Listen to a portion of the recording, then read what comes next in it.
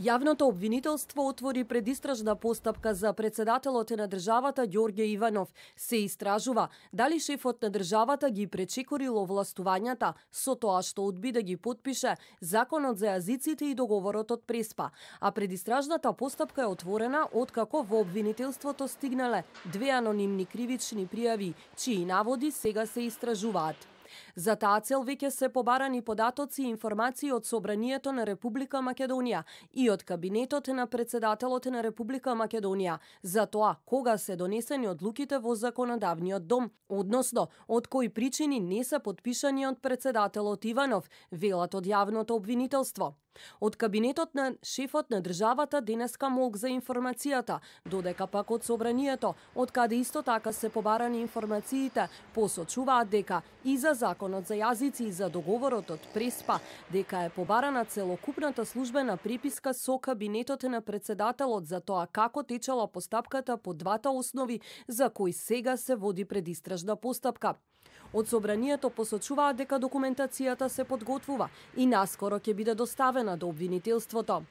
Инаку на почетокот на годината, односно во јануари, пратениците го изгласаа Законот за јазици. На седницата не присуствуваа пратениците од ВМРО ДПМН кои тогаш ја бойкотираа работата на Собранието во знак на револт поради притворање на нивните колеги пратеници за настаните од 27 април.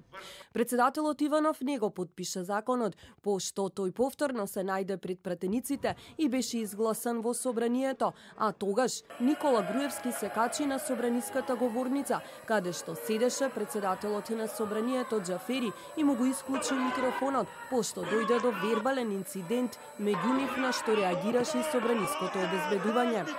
Освен инцидентот со Груевски, контроверзи предизвика и одлуката на Џафери да ги игнорира над 35.000 амандмани на опозицијата токму за овој закон. Законот за јазиците се уште не е објавен во службен весник, иако Џафери во повеќе наврати посочи дека тој ќе го прати на објавување само со еден потпис, односно само со неговиот, без потписот на Иванов, но тоа не се случи. Иванов не го потпиша ниту законот за ратификација на договорот од Преспа, кој пратениците го изгласаа и го врати назад, пошто пратениците повторно дадоа зелено светло, но тој ниту повторото гласање не го потпиша.